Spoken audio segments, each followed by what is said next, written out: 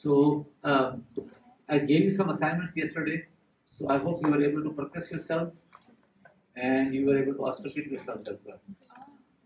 So did you appreciate the difference between the percussion note and different parts? Yes. Over lung and compared to suppose if it was percussion thigh. Yeah. Okay. So what sounds on lung it is resonant. And suppose if you percuss on heart, then it will be dull. And if you are percussing it on the thigh, then it will be stonical. Okay. And did you auscultate yourselves? Yes. Did you auscultate on trachea and the peripheral chest? Yes. And did you appreciate the difference between trachea sound and the sound of breath sounds on peripheral chest? So we'll talk about them. Okay, so what is syncope, by the way? Think. Sorry? Loss of consciousness due to? Yes. So hypoperfusion. So it implies a cardiac origin, cardiovascular origin. So it's a transient loss of consciousness due to cerebral hypoperfusion, but there can be other cause of loss of consciousness. We'll talk about them. And then whenever you have this type of presentation, loss of consciousness due to any reason, you need to ask some questions to figure out what probably went wrong, like what the patient was doing, was he standing there for like prolonged period of time, did it happen when you got up all of a sudden, so that might indicate orthostatic hypotension, or like was he coughing, that might indicate reflex syncope. Suppose was there any abnormal movement, that might indicate seizure rather than syncope. So, and most of this information usually comes from the witness account. Because sometimes patients don't know what they were doing when they were unconscious, whether limbs were moving or not.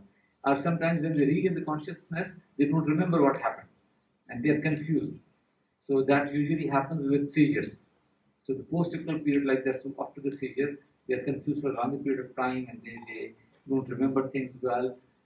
While with syncope, they usually regain consciousness and they are overall, they come back to the senses very quickly and they remember what happened.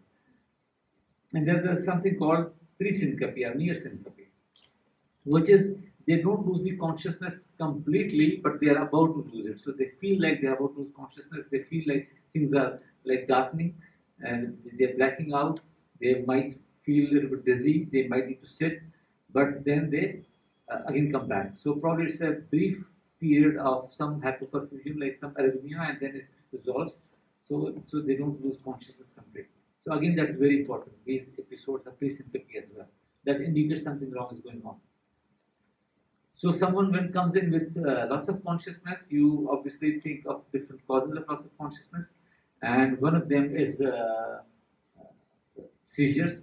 In that, like usually they might have some aura, they might have some prodromal symptoms, then they might have some abnormal movements during the seizure, and then they might have more prolonged post-ictal period of confusion and memory loss. So that indicates more of a seizure thing. If there's history of trauma, then you think of like head injury. Hypoglycemia can also lead to loss of consciousness. So whenever somebody comes in with loss of consciousness, whenever you do you do vitals, but glucose, like you check the blood glucose level immediately. It's part of like management. So whenever somebody is coming with loss of consciousness, besides vitals and other things, you always immediately you do the finger prick and check the glucose level. Similarly, they might be intoxicated, so you do the toxic screen. They may have cerebrovascular problem, like if there was a vertigo, so you can think of posterior circulation problem. So they might be having a stroke. Or then there can be causes related to syncope. Okay? So one cause of loss of consciousness can be syncope. Syncope itself, because it is hypoperfusion of the brain.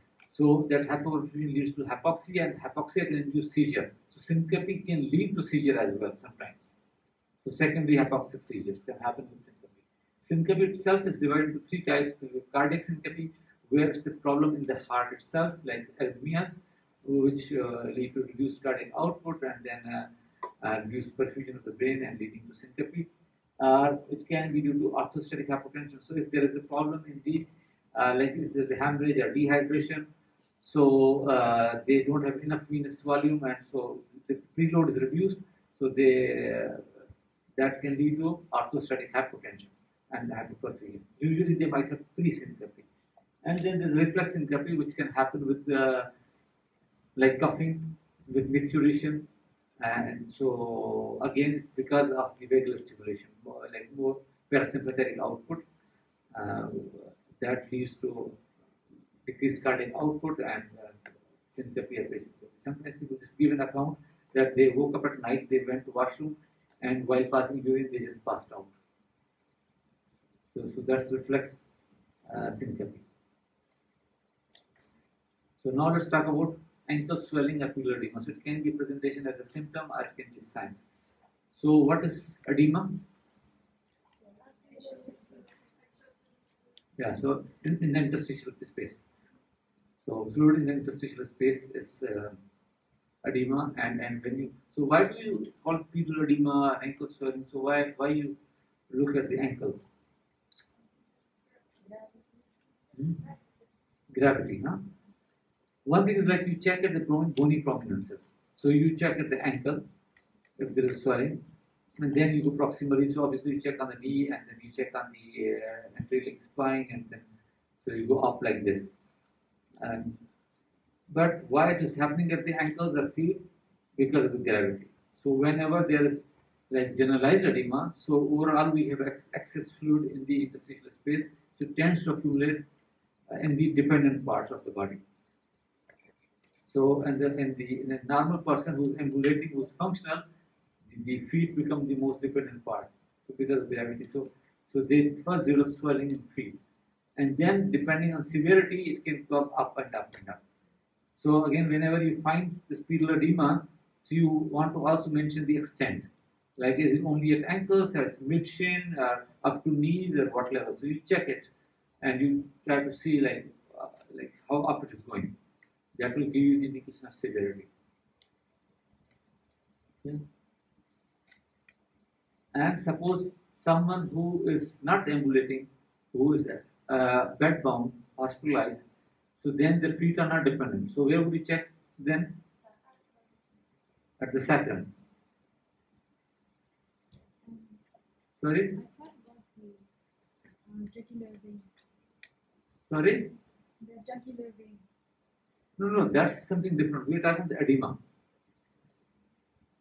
Jugular vein will come to that. You are talking about JVP. Yeah, you are right, but that's some slightly different concept. So I'll come to that. So someone who's lying, so you have to check in dependent parts. So their dependent part is usually the sacrum. So you usually, so because their back becomes the dependent part, so they tend to develop edema in that area. So we usually check their sacral area. Okay. So causes of edema, the generalized edema, articular edema, one of the common cause here relevant is heart failure. And then we have certain vasodilator medications. But again, all edema is not cardiac in origin. So how do you differentiate between a cardiac versus a non-cardiac cause of edema? What she was saying is you look at JVP. So if there's a cardiac cause, then the JVP should also be elevated. In non-cardiac causes, usually JVP is not elevated. So before that, can you tell me if there's a peripheral edema, which side of the heart is failing? Left or right? Right, huh? The reason is because we are developing edema because of increased hydrostatic pressure in the vessels. Now, from the rest of the body, the blood is flowing to right heart through the venous circulation. Now, right heart is pumping it towards the lungs. So, if right heart is filling, then where will be the back pressure? In the veins. So suppose if you this area, so you have this area, and then you have a pump, and then it's pumping blood to the on my right side. Now, if this pump is failing, so there will be less blood going on this side, so there will be low cardiac output. whether it is going to the body or lungs, so there will be less pressure. But this side will have more pressure because now it's not being pumped on this side, so there will be more backlog, more pressure. So right heart is receiving blood from the rest of the body. So then there will be more hydrostatic pressure in the rest of the body. Okay, so are you following this? So if left heart is failing, left ventricle is failing, then where will be the backlog? In the lungs. So there will have pulmonary congestion, pulmonary edema. And you will do heart failure probably in 4th and 5th weeks.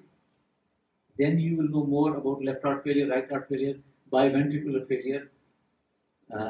But at least you should know like this much about cardiac cycle at the moment. So remember this: left heart failure, pulmonary edema; right heart failure, peripheral edema, pedal edema. Many patients have biventricular failure, so they will have elements of both. Okay, usually right heart fails because of left heart failure. So whenever they are having right heart failure, usually the left heart has already failed. Sometimes some pulmonary diseases, respiratory disease can also lead to right heart failure.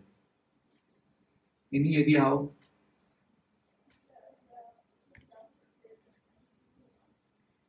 Yes.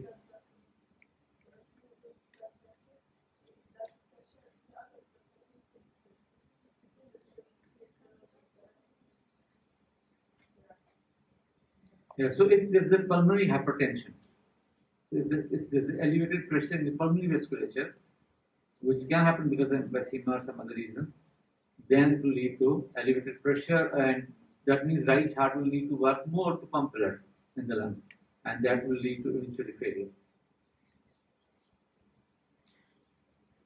Again, if you develop a systematic approach of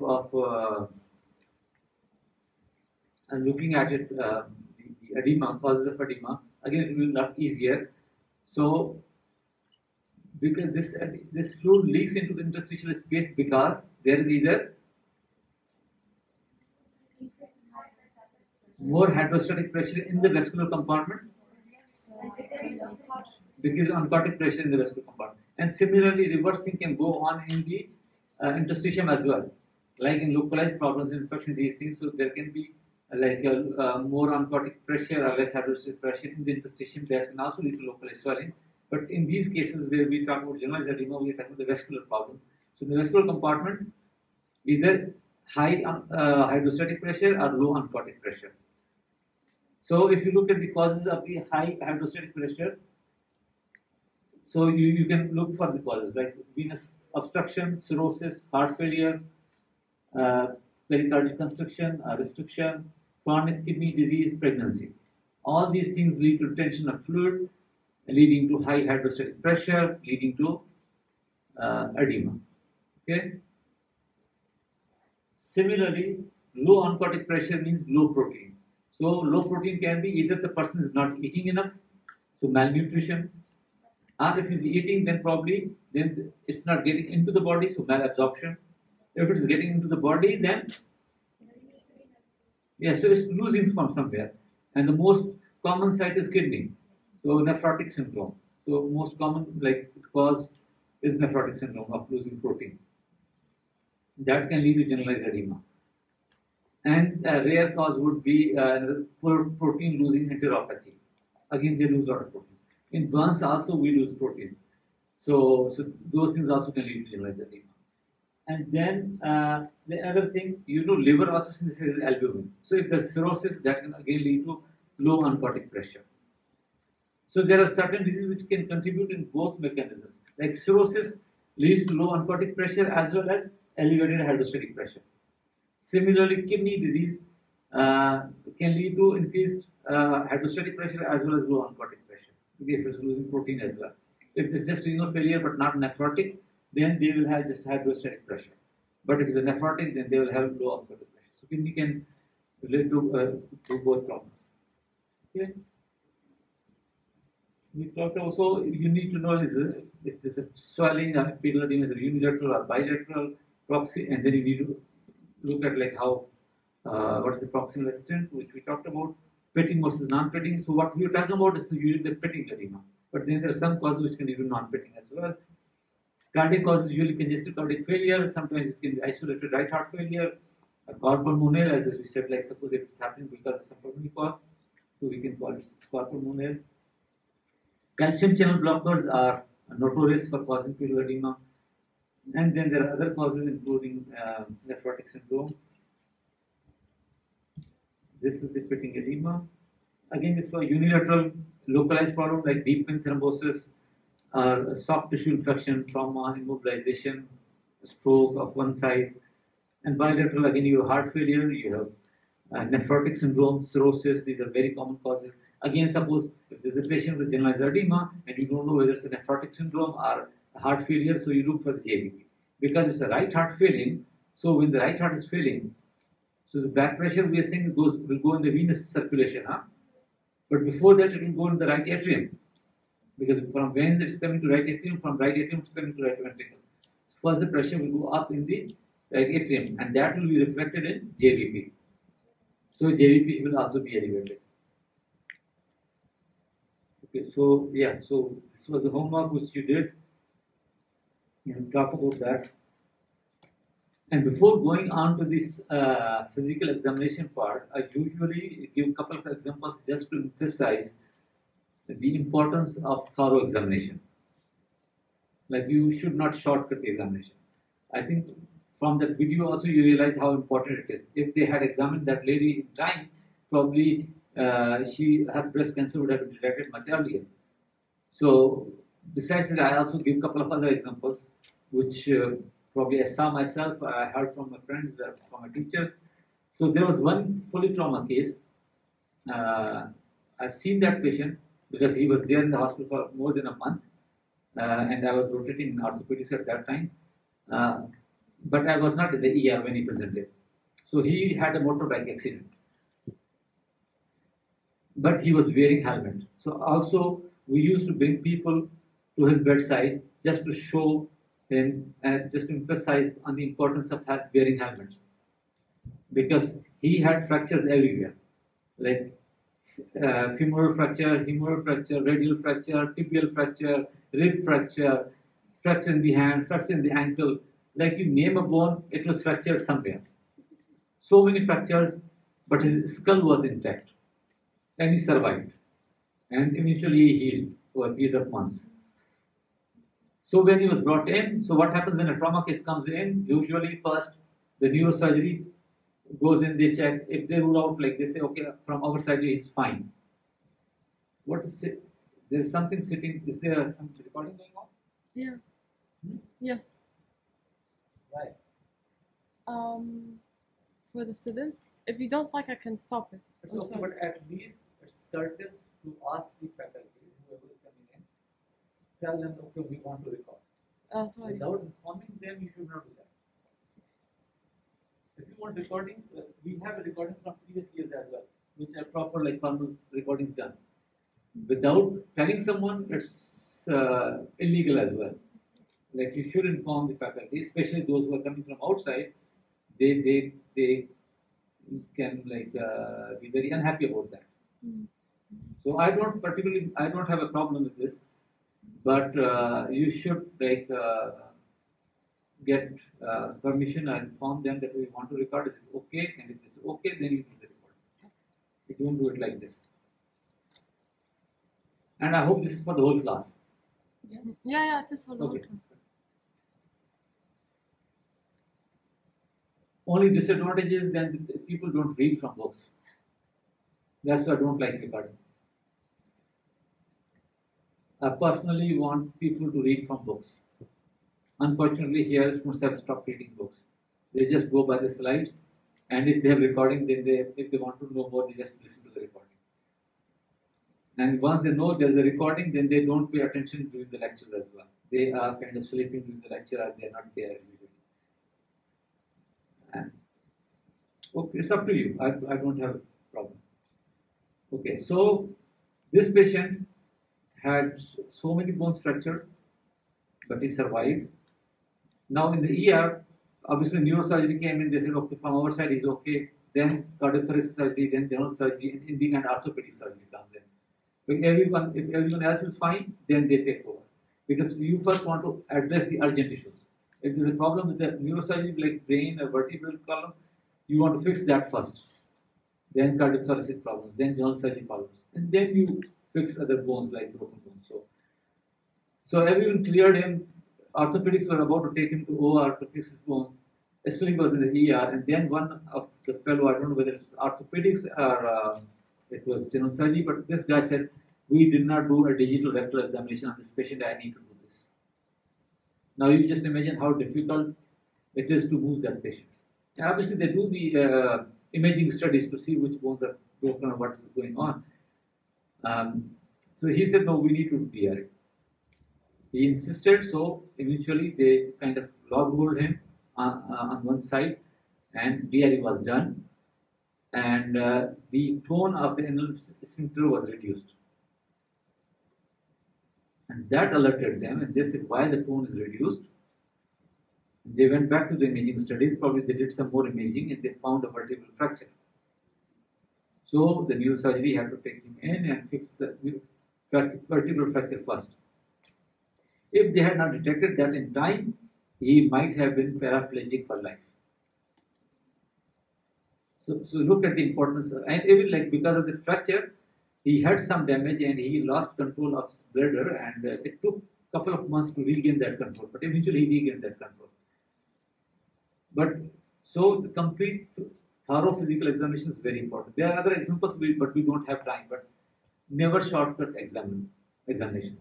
Always do a thorough examination. After a thorough history, first you need to do history and then examination. And obviously, I told you yesterday that always you develop a habit of washing your hands before and after your interaction with the patient. You always take permission before touching the patients.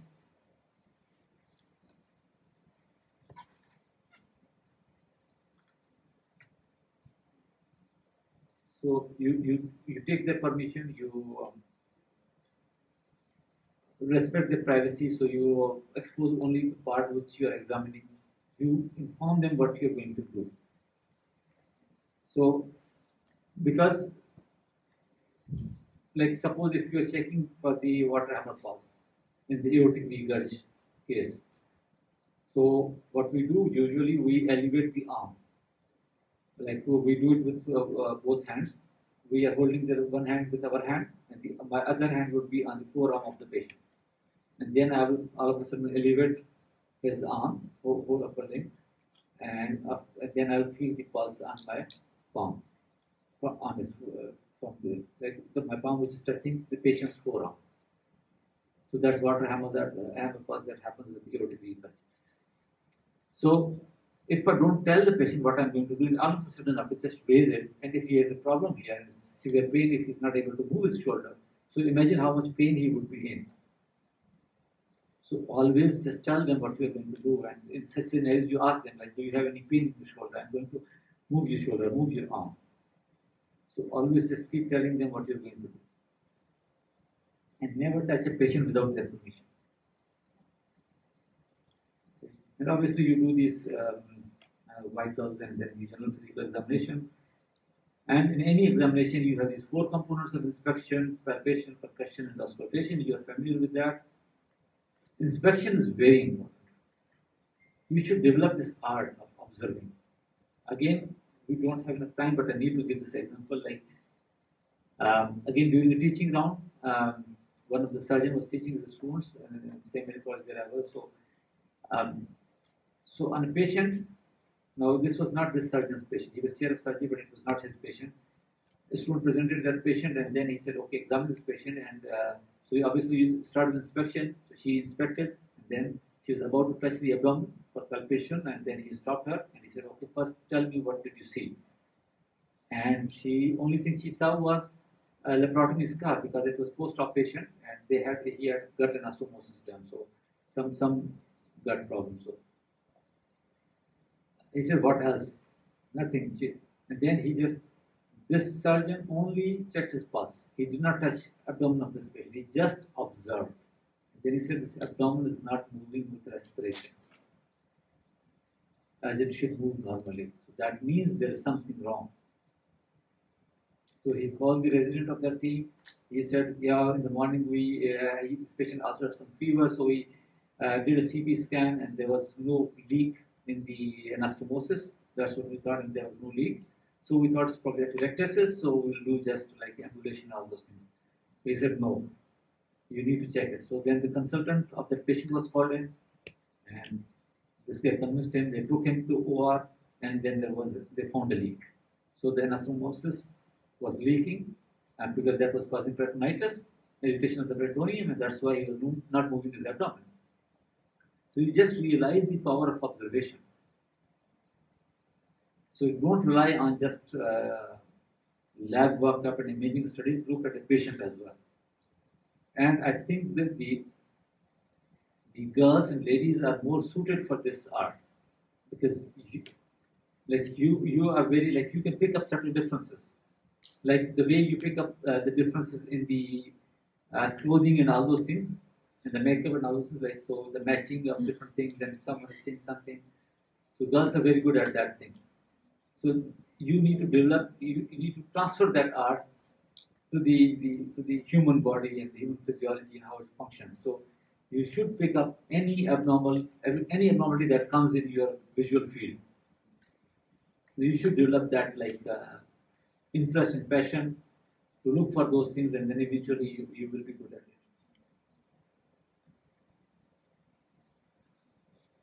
So cyanosis, what is cyanosis? Yeah, bluish discoloration due to what? Lack of oxygen. Yeah, deoxyhemoglobin. It's not just like hypoxia, but hypoxia leading to reduced hemoglobin or deoxyhemoglobin. So it's the accumulation of the deoxygenated hemoglobin which gives this bluish discoloration. So again, you need a certain amount of deoxygenated hemoglobin to give this discoloration. Most of the books say you need more than 5 grams per deciliter. Some books say 3 grams per deciliter. But you need some absolute quantity of deoxygenated hemoglobin to give this bluish discoloration. Obviously, the deoxygenated hemoglobin is accumulating because of hypoxia, but you need a certain amount of deoxygenated hemoglobin. The cyanosis is appearing because of that. The reason I'm emphasizing, so suppose if there are 2 people, both are equally hypoxic. Okay, both of them are having oxygen saturation of say for 85%. Okay, equally hypoxic, but one is anemic, the other one is polycythemic. Which one will develop hypoxia first or cyanosis first? Both are equally hypoxic.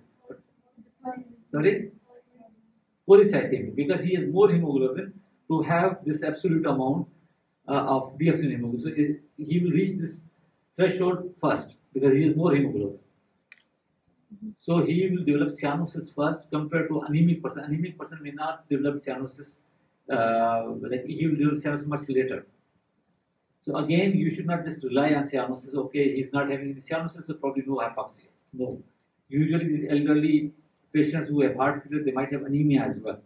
So you look for more like for the oxygen saturation rather than cyanosis. So it can be sometimes deceiving. So keep that in mind. Okay? And obviously in cardiac causes, so there is a central cyanosis, there is a peripheral cyanosis. So central cyanosis is like cyanosis of the mucous membranes, like of the tongue and lips, and peripheral cyanosis is of the fingers. The periphery, that can have sometimes localized cause as well, or same cause as central cyanosis but like more severe. Okay, and then you ask your question. So this is clubbing. So any idea what is clubbing? This is how it looks like. So what it is? Sorry.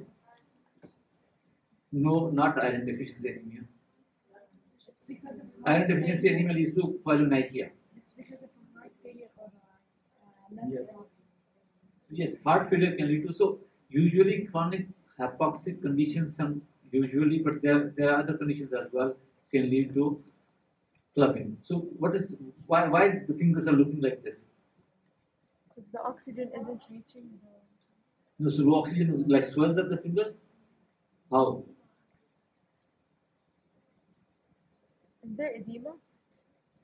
Yes, so there is deposition of certain extracellular stuff, extracellular matrix and other like proliferation of the extracellular matrix is there, and that is happening because this area is stimulated with those factors, and that happens in certain conditions, including some hypoxic conditions, some suppurative conditions. So they develop clubbing. If you look at the causes, again, so lung cancer is a common cause. Then you have other pulmonary causes like bronchiectasis. Like these are suppurative conditions where there's a pus formation, like bronchiectasis, lung abscess, empyema, cystic fibrosis. So all can lead to. And then we have the other important thing is pulmonary fibrosis, which can also lead to development of is a common cause of clubbing, pulmonary fibrosis. And interstitial lung disease is a common cause of clubbing. Okay. Then we have cardiac causes like cyanotic congenital heart disease, infective endocarditis. And then we have some GI problems like cystic fibrosis, inflammatory bowel disease, celiac disease. So these some malabsorptive syndromes. They can also lead to clubbing. Now, yeah, this table is not there in the slides which I uploaded because I just put this in this morning when I was looking at the lecture. So I did not see any list of causes. So I thought I'll just put one table. So one common mistake that is made is some people attribute clubbing to COPD as well. So there's no clubbing in COPD. Like clubbing is not specific for COPD. If a COPD patient has clubbing, then you should look for another cause. Like probably they might be developing a lung cancer. Usually COPDs are smokers as well, so they might be having some new pathology going on. Okay, so remember that COPD is not the cause of clubbing. Okay? Then we come to percussion, and so you remember percussion part. So on the lung it was, you said, resonant. And why it was resonant? Because of air, huh? Because we have air inside, so that's why it's resonant. Like the drum, you're beating the drum. So if you increase the air, what will happen? More resonant, hyper resonant. So can you give me an example of some conditions where we can have more air in the lungs? Okay, let me say more air in the lungs, not out. So pneumothorax is more air in the pleural cavity outside the lungs. Huh? Emphysema, asthma, COPD, they retain more air, so usually their lungs are hyperinflated. So compared to normal, they have more air, so little more resonant than normal. Sorry?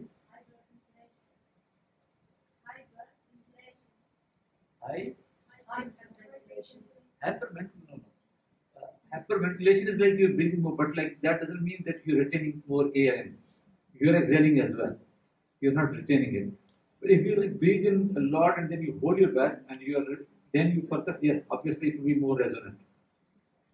But like when you say hyperventilating, then you're breathing in, breathing out, like so you're not retaining anything. But these people with obstructive lung diseases, like they retain air. So they are slightly more resonant than the normal. But if there's air in the pleural cavity, like in pneumothorax, then it will be a lot more air and a lot more resonant, so hyper-resonant. Okay. Now, if you reduce this air than normal, then what will happen? So less resonance, huh? And suppose it is fibrosis, things like that, restrictive lung diseases. So if you suppose there is you replace it with pneumonia, like consolidation. So if this consolidation, then it will be dull, less resonant and dull. So pulmonary consolidation, pulmonary collapse, severe pulmonary fibrosis. So the percussion will be dull. Okay, and stony dull and pleural effusion. So when you have fluid sitting in the pleural cavity, like either whether it's pleural effusion or hemothorax, it will be stony dull. Okay.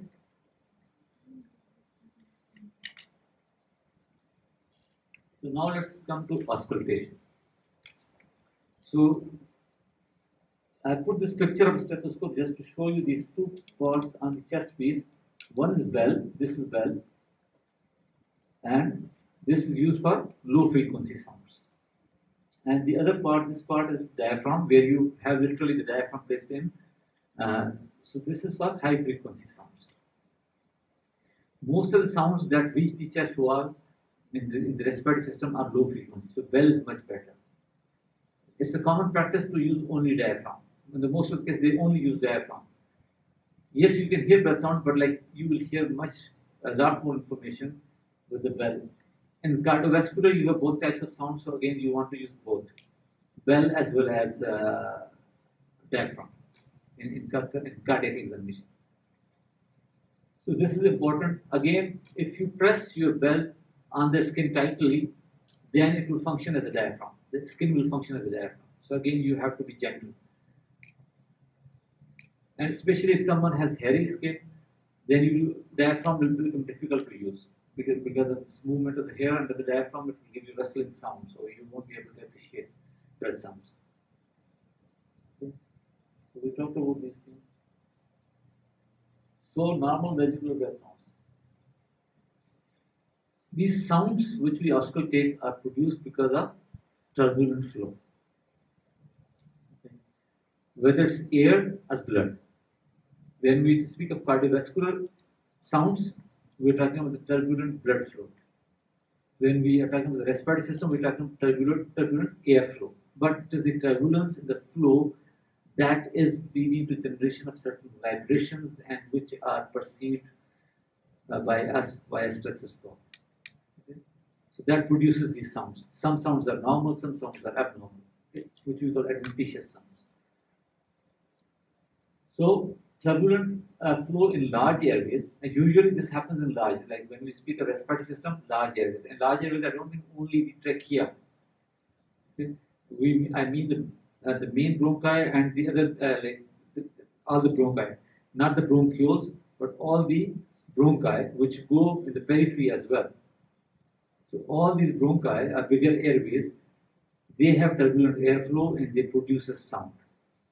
And that sound is, if you hear directly, it will sound like what you heard on the trachea. Okay? But when you want to hear that sound on your lateral chest, which again has a segment of the lung sitting there, and the segment there is a major bronchus going in, so there is a bronchus going in, which has a turbulent flow, same as in the trachea, sounds same as it, but when your auscultating is above the chest, obviously that sound has to travel through a medium, through the lung parenchyma. So that changes the character of the sound. Now it sounds different when you hear it compared to when you hear it over the trachea. Now this sound, actually it's the same turbulent flow, it's the same sound, but now it's perceived differently because while it's traveling through the lung parenchyma, it changes its character. So you heard the difference, huh? You auscultated yourself, so you appreciated the difference. So it's the same thing, but because of the lung parenchyma, it's changing its character. Now what you hear on the periphery, this changed character sound, we call it normal vesicular breath sounds.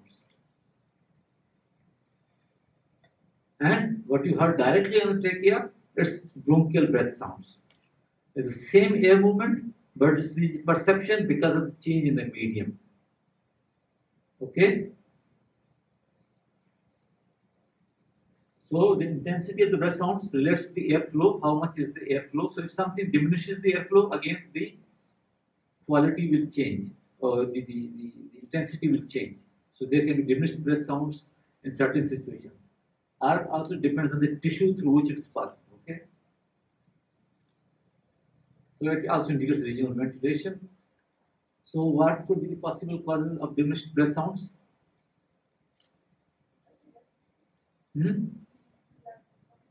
Collapsed lung, okay. Consolidation will not diminish the breath sounds. It will make it bronchial breath sounds. COPD, yeah, so obstruction to the airflow, so reduced airflow. Yeah, so it can be either due to reduced conduction or reduced airflow. Reduced conduction can be happening obesity or pleural effusion, or pleural thickening, and pneumothorax. Obviously, there is air sitting in the pleural cavity, so the conduction of the sounds will reduce from the lungs. Reduced flow would be like generalized in COPD, or it can be localized because of tumor or something. So the part of the lung may be obstructed. That can lead to diminished breath sounds. So this is normal vesicular breath sounds. The same sound, but like different quality as perceived. So when you are hearing on the peripheral chest, so normal vesicular breath sounds, so there's no gap between inspiration and expiration. Expiration is smaller, and the quality is different. But the bronchial breath sounds, you appreciate there's a gap between inspiration and expiration. Both inspiration and expiration are of the equal length, but the quality is different. It's called like the high-pitched breath sound with a hollow or blowing quality, similar to what is heard on the larynx or trachea. So that's bronchial breath sound. So now suppose the question is, what can the possible causes of bronchial breath sounds on the peripheral chest? So before that, let me ask you, if you remember your physics, like which medium conducts sounds better, solid or liquid or gas? Solids. So solids conduct sound waves better. So if you change the medium of the lung to a more solid one, if there is consolidation of the lung parenchyma, if there is lobar pneumonia of the lung parenchyma, then what will happen to the conduction?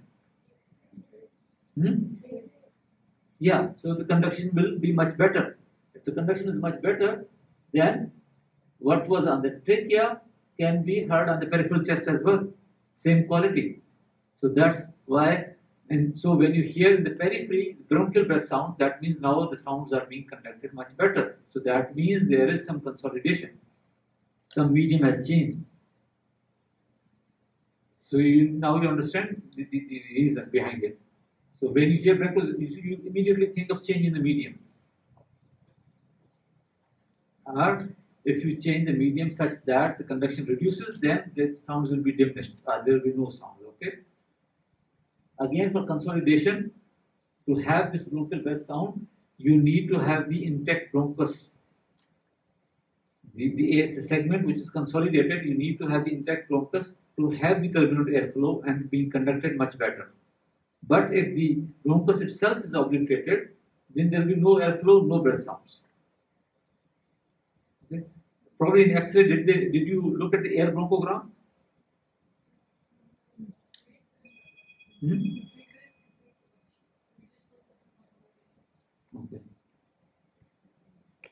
So in lobar pneumonia, like you see the white patch, and then you can appreciate the air bronchogram. So when the bronchus is intact, and if it's intact, then you can hear the bronchial breath sounds as well. So common cause is lung consolidation and pneumonia, and then there are many uncommon causes like localized pulmonary fibrosis, at the top of pleural effusion, collapsed lung, where underlying major bronchus is patent. So again, you can hear that. And on the top of pleural effusion, did you understand that part?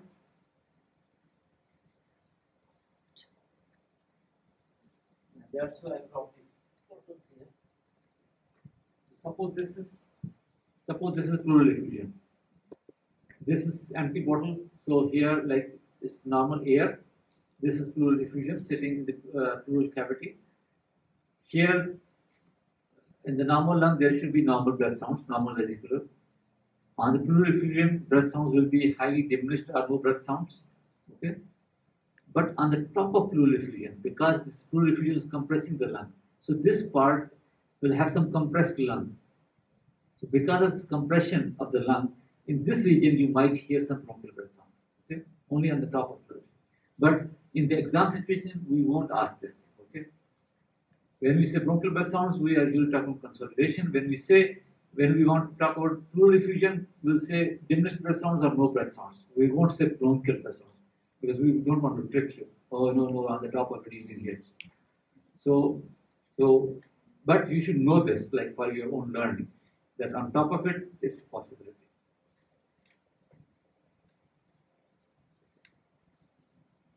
So is that clear? So then there are many. Okay. Yes. Doctor, what's the significance of knowing that there's a sound on the top?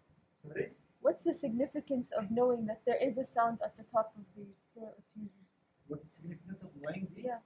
Like, and what can we do with this information? Oh, what you can do with this information? Because when you auscultate with patients, because you plan to see patients. Yeah. So when you auscultate the patients, and when you hear bronchial breath sound, say for example on the right lower chest, which should not be there, the bronchial breath sound should not be there. So then your mind should have this question: why there is bronchial breath sound? So obviously you think of why it is there. So if you understand the mechanism, then obviously you think of there is some consolidation. Either lung is collapsed with that patent bronchus, or there is pneumonic patch. So so the differentials will come in your mind. So when you have these differentials, you will look for those relevant data from the patient examination or history. So you will want to know: is there a fever in this patient? Is he having cough? Is he having like sputum production? Is he having weight loss recently? You want to know. You want to do some other maneuvers to see other signs of pneumonic consolidation. So that's why we want to know this information. So if you don't know why bronchial breath sound is there, then you won't be think logically. The only thing you can do is memorize that, okay, bronchial breath sound, pneumonia. But if you know the mechanism, then you can think of other causes, other possibilities as well.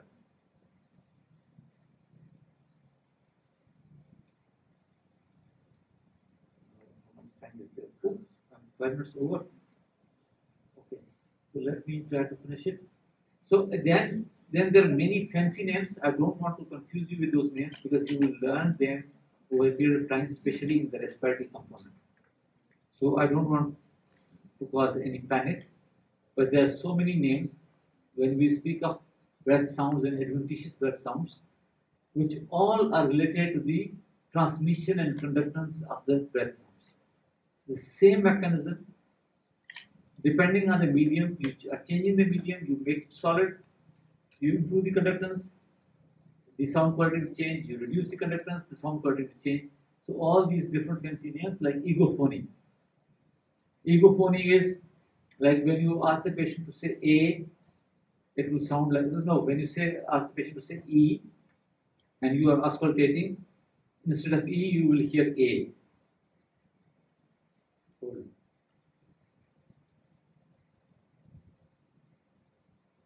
E to A. So A to E.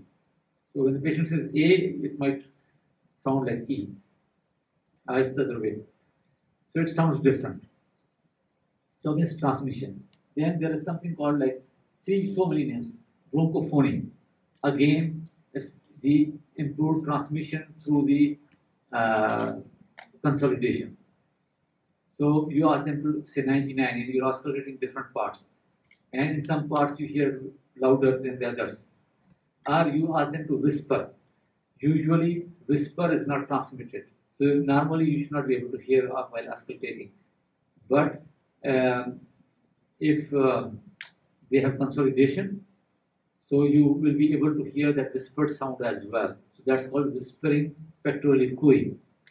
So all these fancy names you will learn, and so you don't need to memorize now, but yes, towards the end of the term, yes, you need to know.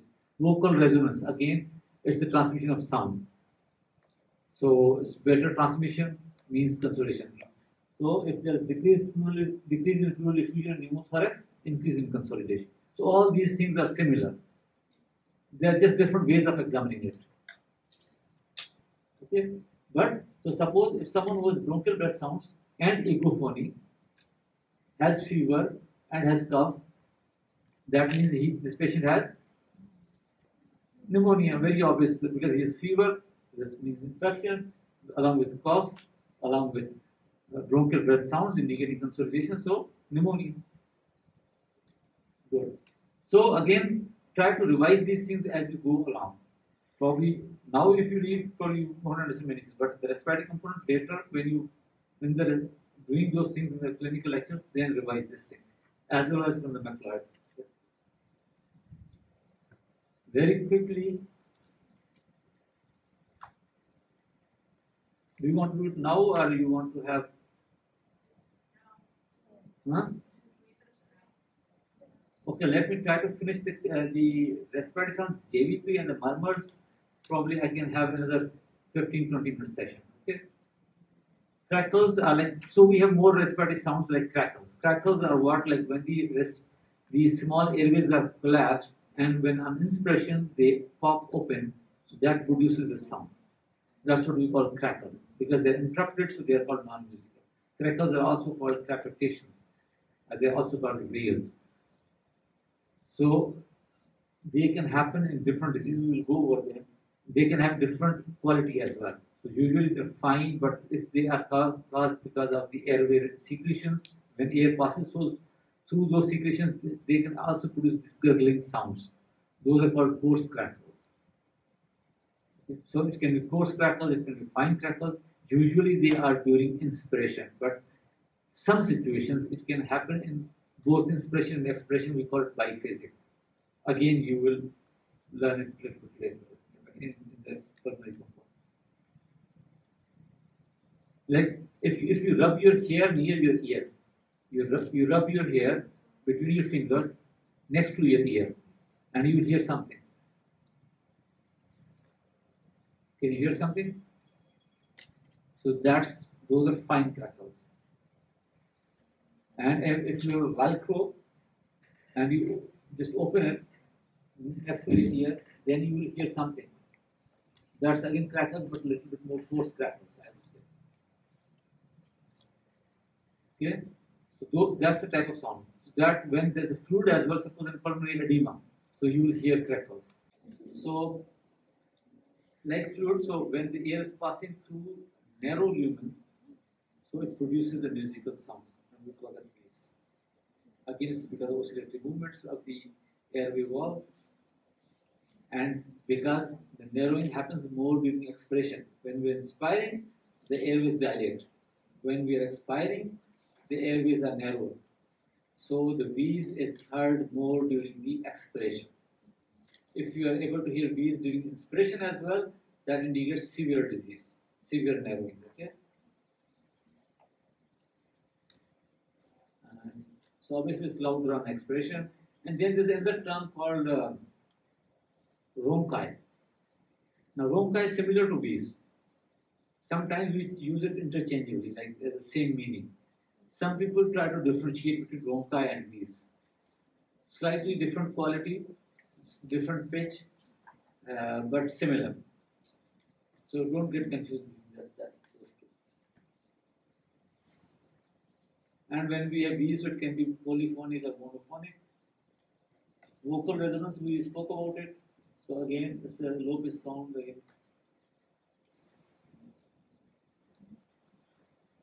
So I think this part of cardiovascular part, we will do it in the next part. So blood pressure measurement, I won't go into that. Auscultation, just one thing I want to tell you.